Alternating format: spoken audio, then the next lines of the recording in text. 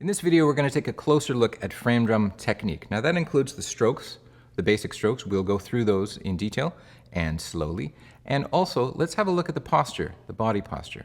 I prefer to sit with my spine upright, not rigid, but upright. So I'm trying to make sure that my head and my spine feel aligned. And I'm also trying not to hold any tension in my shoulders.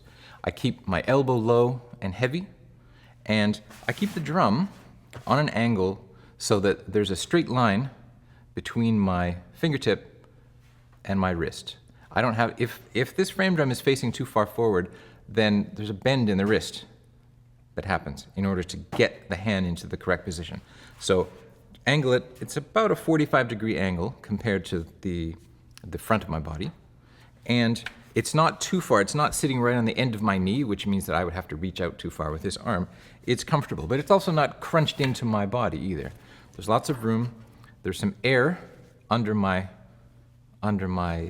left armpit, okay? It's not clamped in, and it's not extended out too far. So you find that place. Now this will depend, obviously, on the size of the instrument you're playing. If I switch between, these are both Cooperman tars.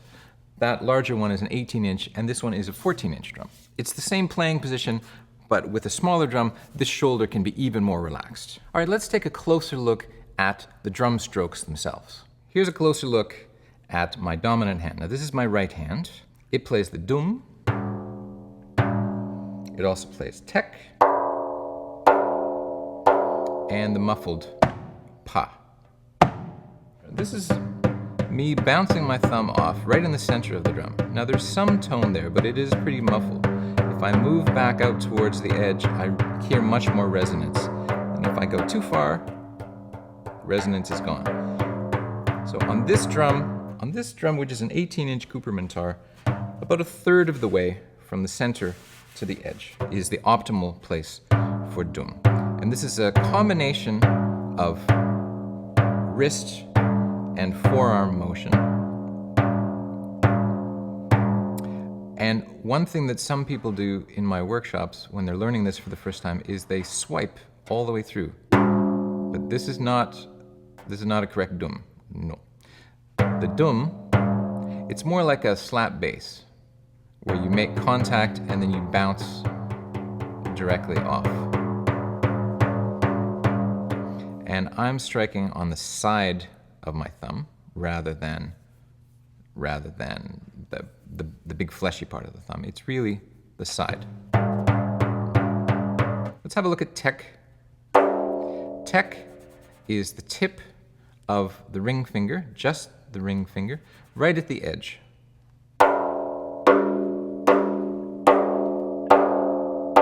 Now there is also rotation between the wrist and the forearm, but in tek, you go in the opposite direction. Dum, you start with the thumb away from the drum, you move towards. Tek, the ring finger is away from the drum. So if you're alternating, this is super slow motion, alternating between dum and tek, the rotation is opposite. Dum, dum, dum, dum, tek, tek, tek, tek. And you'll notice when I play dum, I have to move in a bit closer to the middle of the drum to get that best sound. And then tek, right at the edge. Pa is a different story. It's not a resonant stroke at all. It's a muffled stroke. It's not really a heavy slap. It's really just pressing the fingertips lightly into the head. And it alternates very nicely with dum, thumb for dum, then all of the fingertips for pa. It's a bit further to get from tek to pa. Dum to pa, very easy because you're still in the same part of the drum. You don't have to travel quite so far. Tek and pa, also tek and pa have the same motion. It's not an alternating motion. So dum pa, it's very easy to do this dum pa than it is to do tek pa, tek pa. I find that very awkward. Okay, let's take a closer look at the top hand. For me, this is my left hand. This hand mostly plays this stroke, which is called ka. It's the tip of the ring finger against the edge of the drum. Now, the challenge with this particular stroke is to keep the top hand relaxed in order to play it. What I do is I actually extend all my fingers when I'm playing ka. Even though I'm only making contact with the ring finger, I allow the whole hand to open up. Because it's much more relaxing on the whole hand and forearm and everything, okay? The other main stroke that the top hand plays is a snap. And if I zoom right in on there, this is the playing position for snap. You get the ring finger and the thumb together, and then you slide the ring finger off the edge of the thumb. So the thumb is in between the ring finger and the edge of the drum.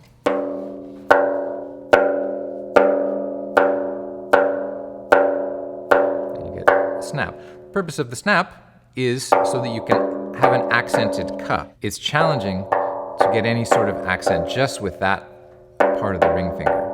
So the snap is the best way to create an accent there. Let's take a closer look at some beginner exercises that use these 4 strokes: dum, tek, ka, and pa. In some cases, we can also substitute snap. I wouldn't call it a beginner technique, but it's really nice, and it's good to start practicing right from the beginning. Moving between the strokes is the main thing that needs practicing. It's the motion itself. Between dum and tek, for instance. This alternating type of rotation with your dominant hand. But also this hand's up here, and it needs something to do. So what I would say, as a beginner exercise, is you put a ka between the dum and tek. So the pattern is dum, ka, tek, and a rest. Dum, ka, tek, rest. Dum, ka, tek. A couple more times. And then let's change direction. We'll start with the tek. Tek, ka, dum. Again. Tek, ka, dum. Tek, ka, dum. Tek, ka, dum. Let's do a variation on this one, because teka teka, you'll use that a lot. So we'll double the teka and we'll do teka teka dum. Teka teka dum. This is one of the most helpful exercises when you're learning to play the style of frame drum. Because teka teka is used as a fill, as a variation for a lot of the basic rhythms. If you're going to be looking at Middle Eastern rhythms, Arabic rhythms, Turkish rhythms, teka or teka teka is used a lot. Okay, let's look at pa. Pa and dum alternate very nicely with each other because they access essentially the same part of the head. It's not a lot of, you don't have to move back and forth with your arm. You can do dum and pa. So let's do the same thing, but let's add a ka in between both of those strokes so it makes a continuous flow. Dum, ka, pa, ka. A little slower. Dum, ka, pa, ka. And try to keep your top hand very relaxed. Just open the fingers and close them together. Even though it's just your ring finger that's making contact, allow all your fingers to open. If you try to isolate just that ring finger, you'll just end up building tension in your arm.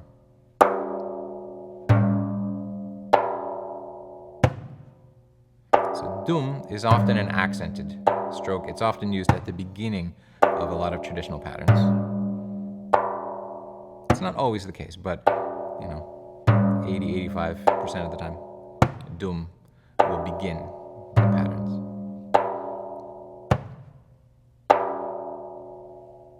Let's do another pattern. Dum, taka, dum, pa. Dum, taka, dum, pa.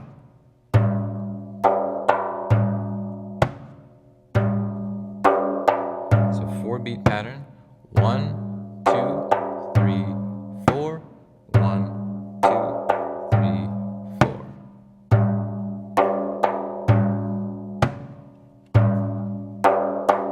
Let's do a variation on this pattern. Instead of a pa at the end, we'll use a snap. Okay? So it's dum taka dum snap. So nice and relaxed. Just let that finger slide off the thumb when you play your snap.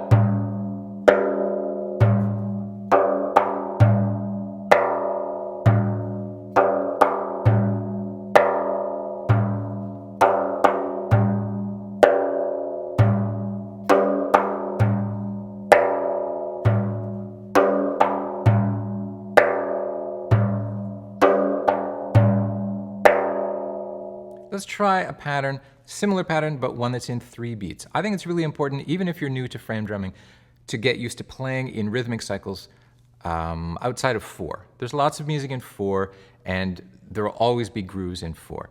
But I think if you start with 3.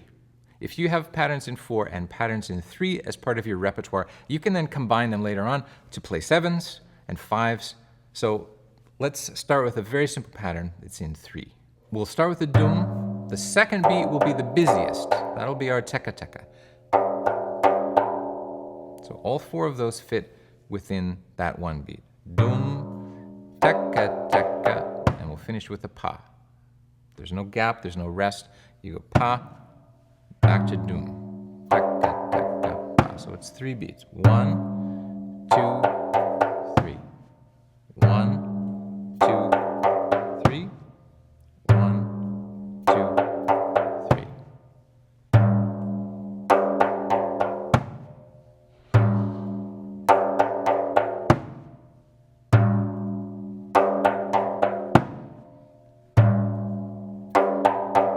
Remember, if this is too fast for you, you can always use the YouTube settings to slow this video down. You can find them just underneath this video. The settings and the playback speed is what you're looking for. So you can make this 75%, 0.75. You can make it half the speed, which is 0.5. And you can do that with any video, any learning video you find on YouTube. You can always change the speed if you find that the patterns are coming at you too quickly. Just slow the video down and then practice at that speed, and when it feels more comfortable, you can always speed it back up. Dum, taka taka pa. Dum, taka taka pa.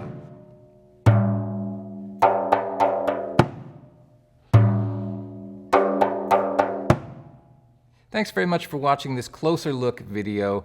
I am considering doing a whole introductory course on the frame drum. If this is something you might be interested in, please let me know in the comments below. And if you have suggestions about what you'd like to see in this course, you can add that too.